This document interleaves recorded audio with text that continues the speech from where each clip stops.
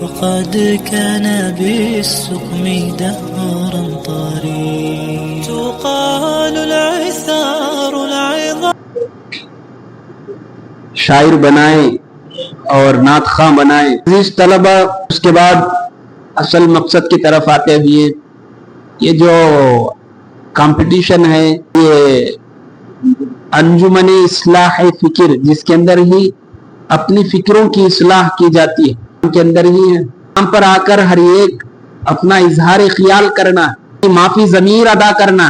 آپ محنت کر کے آئیں، جو رٹ کے آئیں، جو پڑھ کے آئیں، وہ یہاں پر سنائیں کہ اندر ہونے والی لغزشوں اور کوتاہیوں اور غلطیوں کو سدھارنے کے لیے اور اصلاح کرنے کے لیے یہاں پر ہمارے اساتذہ بھی بیٹھے ہوئے ہیں، وہ آپ کی اصلاح بھی کر دیں گے. دوستو بزرگوں، امن کو آگے بڑھاتے ہوئے ہمارے اس مدرسے حاضہ کے طالب علم شیخ کو جو شعبہ حفظ کے طالب علم ہیں دعوت اسٹیج دے رہا ہوں کہ وہ آئیں، عشق نبی صلی اللہ علیہ وسلم کے اوپر اپنی معافی ضمیر ادا کریں. السلام علیکم ورحمۃ اللہ وبرکاتہ.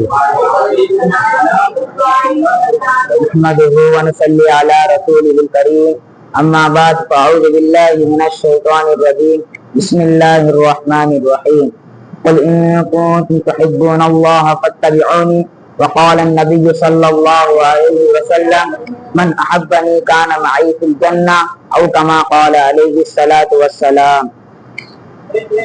قابل قدر صدر محترم حاضرین مجلس، انجمن اصلاح فکر، عزیز طلبہ و اساتذہ کرام، سب کو السلام علیکم ورحمۃ اللہ وبرکاتہ. آج میں آپ حضرات کے سامنے عشق نبی صلی اللہ علیہ وسلم کے بارے میں چند باتیں عرض کرنا چاہتا ہوں. بزرگوں، دوستوں، ہمارے آقا صلی اللہ علیہ وسلم کی محبت ایمان کا جز ہے. عشق نبی صلی اللہ علیہ وسلم کے بغیر ایمان مکمل نہیں ہو سکتا، اس لیے کہ آپ صلی اللہ علیہ وسلم کے اس امت پر ہزاروں احسانات ہیں.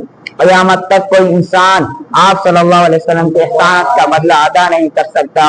اللہ تعالیٰ کے بعد دونوں جہاں میں سب سے بڑے خیر و خواہ اور محسن اور مشفق وہ آپ صلی اللہ علیہ وسلم کی مبارک ذات ہے. صحابہ رضی اللہ عنہ اور اولیاء اللہ کے دلوں میں آپ صلی اللہ علیہ وسلم کی محبت بیٹھ گئی تھی. تاریخ کتابوں میں لکھا ہے کہ ایک واقعہ لکھا ہے کہ حضرت اویس قرنی رحمۃ اللہ علیہ جنگل میں بکریاں چرا رہے تھے.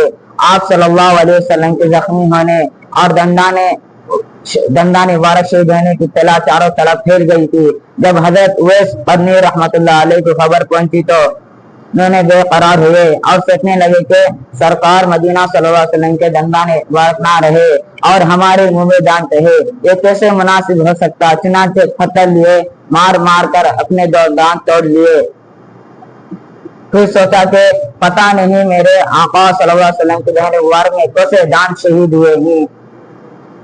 سرکار مدینہ صلی اللہ علیہ وسلم کے دہن مبارک میں جو دانت نہ ہو وہ اگر میرے منہ میں رہے یہ تو ہرگز گوارا نہیں ہو سکتا. چنانچہ پتھر سے مار مار کے اپنے منہ کے تمام دانت توڑ لیے.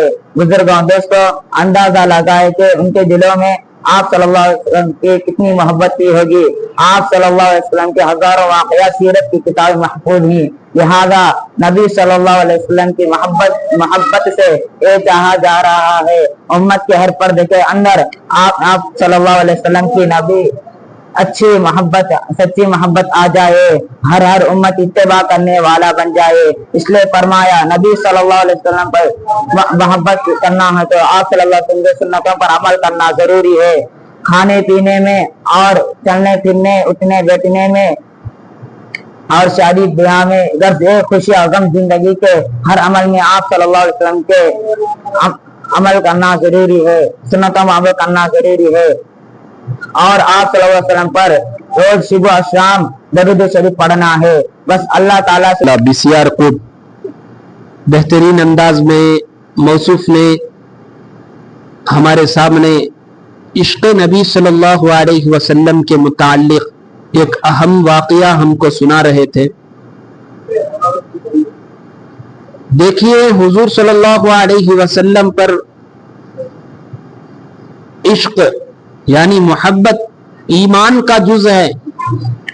جو انسان آپ صلی اللہ علیہ وسلم سے محبت نہیں کرتا اس کا ایمان مکمل نہیں. اب اس کے بعد میں محمد آصف جو شعبہ حفظ کے طالب علم ہیں، بہار سے تعلق رکھنے والے ہی، ان کو دعوت اسٹیج دے رہا ہوں کہ وہ آئیں بسم اللہ کی اہمیت و فضیلت کے متعلق کچھ لب کشائی فرمائیں. السلام علیکم ورحمۃ اللہ وبرکاتہ.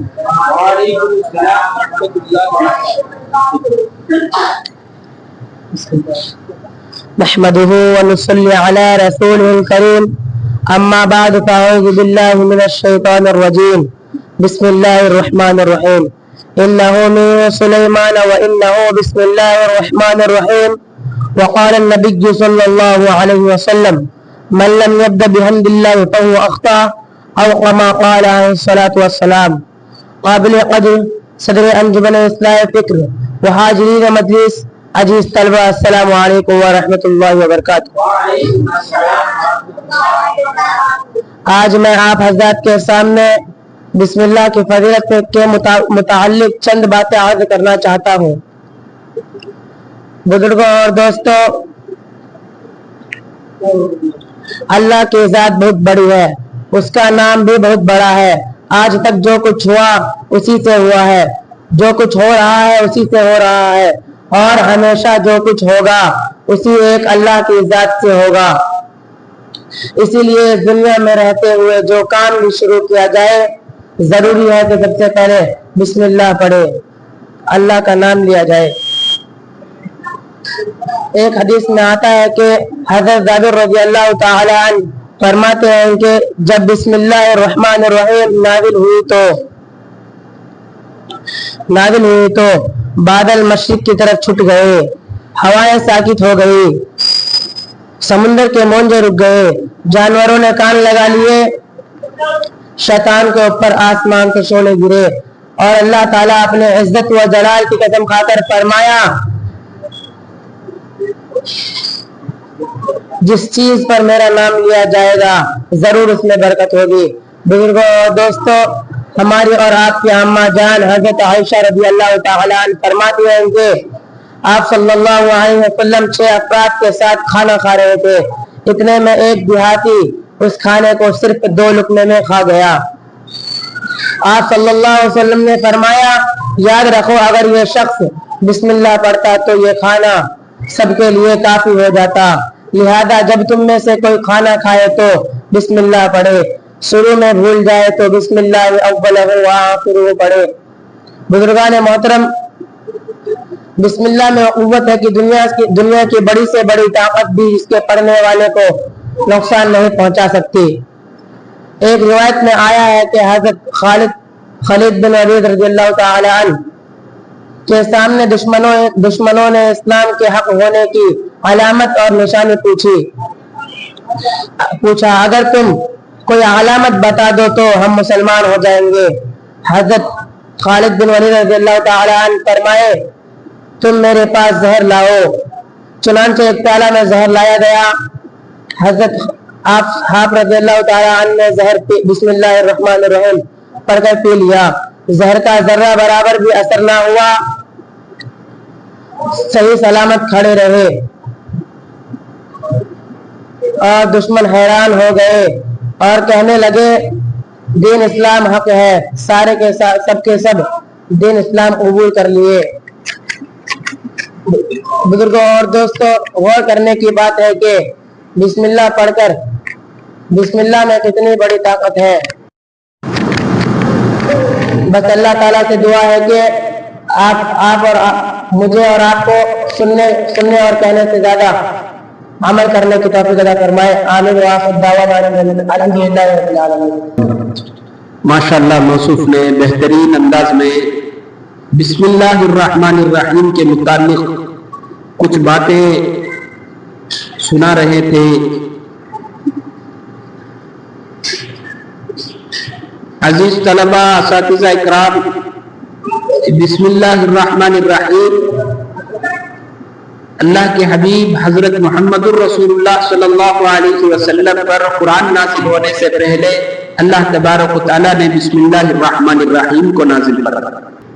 حضور صلی اللہ علیہ وسلم نے اپنے اصحاب کو سکھایا تھا تاکہ بسم اللہ کی برکتوں سے اور بسم اللہ کی فضیلتوں سے۔ اب میں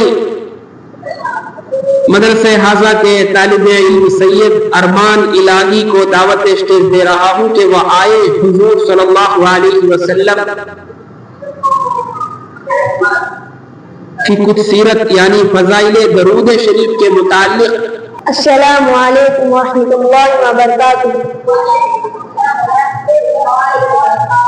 نحمده ونصلي على رسوله الكريم، أما بعد، فأعوذ بالله من الشيطان الرجيم، بسم الله الرحمن الرحيم۔ إن الله وملائكته يصلون على النبي، يا أيها الذين آمنوا صلوا عليه وسلموا تسليما۔ وقال النبي صلى الله عليه وسلم: من صلى علي واحدا صلى الله عليه عشرا، أو كما قال عليه الصلاة والسلام۔ قابل قدر صدر انجمن اسلام حاضرین مجلس، عزیز طلبہ، السلام علیکم ورحمۃ اللہ وبرکاتہ۔ آج میں آپ حضرات کے سامنے فضائل درود شریف کے بارے میں چند باتیں عرض کرنا چاہتا ہوں۔ بزرگوں اور دوستوں، اللہ تعالیٰ کی ذات کے بعد آپ صلی اللہ علیہ وسلم کے اس امت پر ہزاروں ثناء ہیں۔ آپ صلی اللہ علیہ وسلم اس امت نے جتنی قربانیاں دی ہیں، قیامت تک آپ صلی اللہ علیہ وسلم کے احسانات کا کوئی حق ادا نہیں کر سکتا۔ ہمیشہ آپ امت فکر رہتی تھی۔ کوئی باپ اپنے اولاد کے لیے اتنا رو رو کر دعا نہیں کیا جتنا کہ آپ صلی اللہ علیہ وسلم اس امت کے حق میں دعا کی ہے۔ کوئی ماں اپنے اولاد کے لیے اتنا روئی نہیں جتنا کہ آپ صلی اللہ علیہ وسلم اس امت کے لیے روئی ہیں۔ ہمیں پوری زندگی امت کی فکر و تڑپ میں گزار دی اور آخرت میں عرش پر خدا کے سامنے سجدے میں جا کر اس امت کے حق میں دعا فرمائیں گے۔ بزرگوں اور دوستوں، اس امت پر حق ہے کہ ایسے محسن و مشفق نبی صلی اللہ علیہ وسلم پر روزانہ لاکھوں بار درود شریف بھیجا جائے۔ اس لیے قرآن اور حدیث میں درود شریف کی بہت زیادہ فضائل آئی ہیں۔ اللہ تعالیٰ نے خود ارشاد فرمایا، یقیناً اللہ اور اس کے فرشتے نبی صلی اللہ علیہ وسلم پر درود بھیجتے ہیں۔ اے ایمان والو، تم بھی نبی صلی اللہ علیہ وسلم پر درود سلام بھیجو۔ آپ صلی اللہ علیہ وسلم نے فرمایا، جو میرا امتی مجھ پر ایک مرتبہ درود شریف بھیجتا ہے، اللہ تعالیٰ سے 10 مرتبہ درود شریف بھیجتے ہیں۔ ترمذی شریف کی روایت ہے کہ حضرت عبداللہ بن مسعود رضی اللہ عنہ حضرت صلی اللہ علیہ وسلم کا ارشاد نقل کرتے ہیں کہ